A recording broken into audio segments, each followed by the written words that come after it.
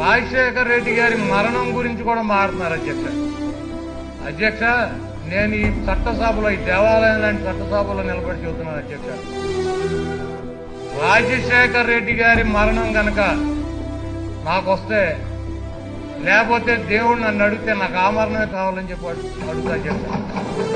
ఎందుకంటే అధ్యక్ష, ప్రతి మనిషి, పుట్టినటువంటి ప్రతి మనిషి చచ్చిపోతాడు అధ్యక్ష. ఆయన కొంతమంది యాక్సిడెంట్లో చనిపోతారు, కొంతమంది ఆరోగ్యం బాగోక అనారోగ్యంతో చనిపోతారు, కొంతమంది సహజ మరణం చెందుతారు అధ్యక్ష. కాకపోతే చనిపోయినా కూడా బతికుండేటువంటి అదృష్టం ఎంతమందికి వస్తుంది అధ్యక్ష? ఆయన బాగు ఏంటి అధ్యక్ష?